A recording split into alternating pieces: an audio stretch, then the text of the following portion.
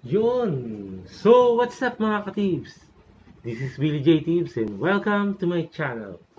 So mga ka-Tibs, ngayon ay mag-unbox tayo ng bagong helmet from Evo Helmet. So, check nyo na lang mga ka-Tibs at bubuksan natin yung box na to and tingnan natin kung anong klaseng helmet itong dala natin ngayon. So, check nyo mga ka-Tibs.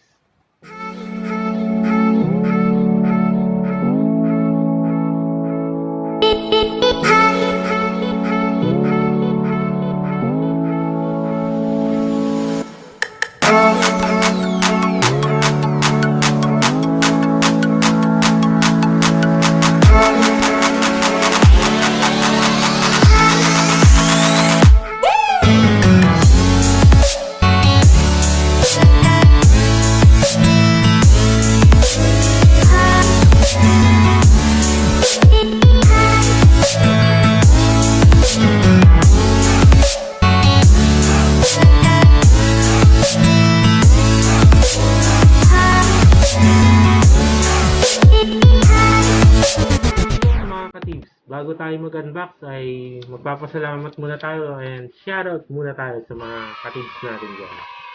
So una, shoutout kay Trevor James. Salamat sa suporta, Paps.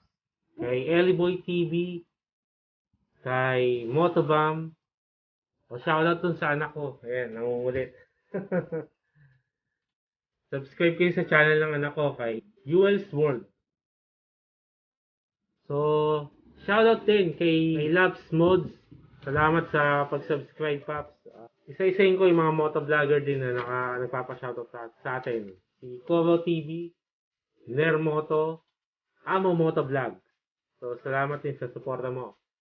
Kay Katrip Moto, siyempre, idol natin yan. Kay Berting Vlogs, si Robert Bautista. Salamat, Paps, ha. Salamat sa internet. Siyempre, kay Deki Boy. Malupit na Deki Boy. Kay Deki Boy TV. Salamat sa iyo ha. Salamat sa malupitang pag-shoutout mo sa atin. And siyempre, sa kaibigan natin, si Willie Tugadi. Supporter natin yan. Since nung nagsimula tayo mag-vlog. So, lagi siyang nakasupport sa atin. Salamat, Paps. Kay Felix Berto Puda, salamat din sa iyo and salamat sa pag-subscribe mo. So yun mga ka-Tibs, so support local motovloggers. Subscribe kayo sa mga nabanggit ko mga motovloggers na bola lang yan. Kagaya ko na aspiring motovloggers pa lang. So tulungan nyo kami, support local motovloggers. So ayan yung anak ko. Shoutout ha. Subscribe kayo, Jewel's World. So check natin mga ka-Tibs. Balik tayo sa pag-unbox natin. 2,000 years later. So ito na. Balik tayo sa i-unbox nating helmet. So ano nga bang klaseng helmet yon? Check natin ha. Bubuksan ko na. Siyempre, Evo helmet. Evo #1. Bola lang yan. Siyempre, galing ito sa Kamote on Wheels. Courtesy of Kamote on Wheels. Diba? Saan pa ba magagaling to? Siyempre sa store na pinagtatrabahuan natin. So salamat kay Red Sweet Potato. So unbox na natin. So ang laman nito is nakalagay dito, yung model na to is yung VXR 4000. XL to and ang color nito is yung red blue. So check natin.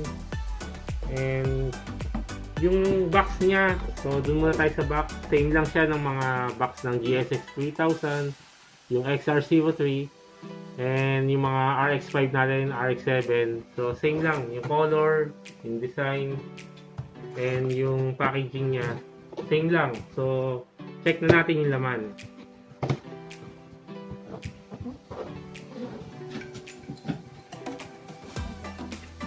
So, naka-mask pa rin tayo para safe tayo dito. Kahit nasa bahay tayo, syempre kasama natin yung bawat anak natin. And para safe lang, diba? So, ito na. Ito na mga ka-Tibs, Evo helmet. So, syempre nakabag siya. Bukod dun sa box, nakabag siya. And ganun pa rin, pag Evo, syempre may kasama siyang clear lens. Ayan o.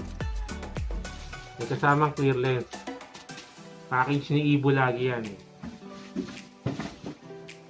So, buksan na natin itong bag ng helmet.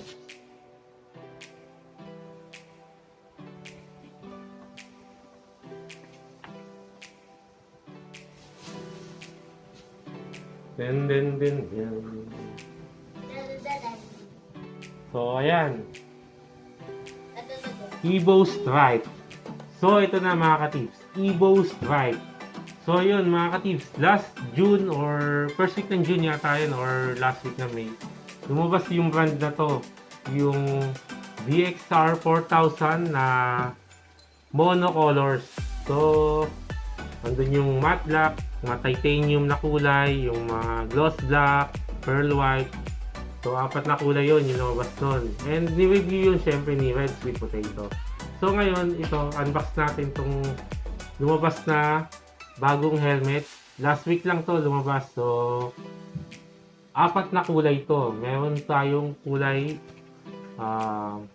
orange. And then, meron din siyang yung red, white. And then, yung isa niya is yung silver gray. At saka itong kulay na to, red, blue. Na may white. So, check natin ito mga ka-tips kung anong plastic ng laman ito. So, kung makikita nyo, yung harap niya is may dalawang air vent dito sa harap. And then, kung papansinin nyo yung lens niya, medyo detailed yung lens niya eh. Ayan.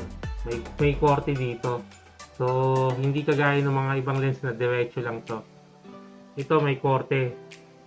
So, mas maganda. Mas maporma. And syempre, nakakabit nga pala dito. Syempre, pag Evo helmet, nakakabit lagi is yung smoke lens. So, check natin. Air vent pa rin. Sa ibabaw, mayroon siyang air vent. Yan, bukas yan. Ito, naka-close. So, sa likod niya, may maliit siyang pinaka-exhaust. And then, yung lining ng foam niya, makikita nyo. Napakaganda na, di ba? Premium na yung foam niya, tsaka yung leather. At saka yung foam niya medyo makapal. So, bubuksan natin to mga ka-tips. Modular. So, kailangan nyo lang hawakan dito and then aangat na. Ayan. So, syempre hindi pa pinaalis yung tatak Evo. Dual visor siya. Diba? Ayan, Evo. Dual visor. Then, ito yung pinaka-switch ng dual visor nandito sa gilid. Ayan. Front and back lang. And then, kung papansinin nyo, naka-carbon na rin to. Yung loob niya. Yung gilid. Ayan mga ka-tips. Naka-carbon siya. Diba? So, kitang-kita, mas maganda yung loob niya. So, unlike VXR 1000, makikita nyo, naka-carbon na to. Diba? So, kung papansinin nyo, napakaganda ng pagkaka-paint niya, yung design niya. Evo Precision. So, syempre may ICC pa rin. And XL nga pala itong nakuha natin na helmet. And then, ito, nasa loob, may size din dyan. Yun, XL. Hindi na masyadong kita. Madilim eh. Yan, may size din sa loob, XL. And then, check ulit natin yung foam niya. Yan. So, makapal yung foam niya. Yan, magandang klase din ang nakabit.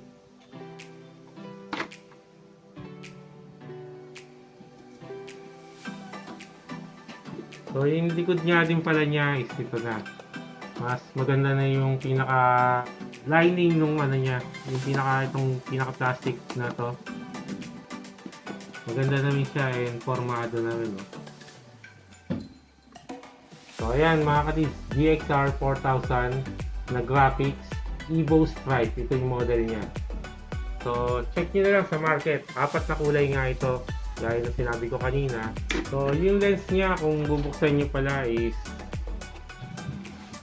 so, tatanggalin nyo, magpapalit kayo. Kailangan open nyo siya ng buo. Tapos, ipindutin nyo lang to dito.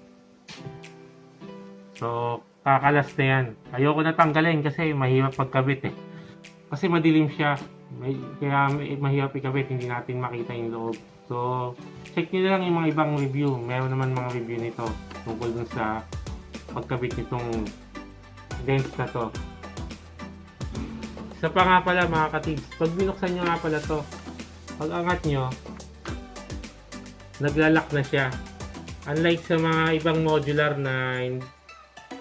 modular na model, wala siyang lock. So, at least ito, maganda siya kasi naglalak and then hindi na siya basta-basta babagsak. Kung kababa lang siya, pag pinwersa mo na ibababa mo siya. Pero ang kaibahan sa BXR 1000, sa BXR 1000, meron pa siyang lock. Bukod sa pag inangat mong ganon, and then naglalak siya ng kusa, meron pa siyang lock sa gilid, sa loob. Ito lang ang, ewan ko bakit ganito yung model na to. Itong BXR 4000, wala siyang lock sa loob. Dito yun usually sa gilid eh. Sa BXR 1000, may lock dyan. Dito sa BXR 4000, wala siya. So, hindi ko alam bakit latest model to pero bakit wala siyang lock. So, si Evo na makakasagot nun. Diba? So, punta lang kayo sa Kamote on Wheels. Mabibili nyo ito doon. Marami kami nito. So, dito na lang mga ka-tips. And check nyo na lang yung BXR 4000 na model na helmet natin. Na bagong labas ng Evo. Yung modular na helmet. So, yun mga ka-tips. Salamat sa simpleng unboxing lang natin at simpleng review lang ng konti dito sa BXR 4000 ng Evo helmet. And salamat and subscribe to my channel, Billy J Tips. Like and share nyo naman yung mga videos natin para dumami. Click nyo yung bell button para mag-notify sa inyo pag may mga bago tayong uploads. And syempre, like nyo naman yung page natin para dumami kayong mga followers natin. Salamat mga ka-tips. So dito na lang tayo. Thank you and God bless.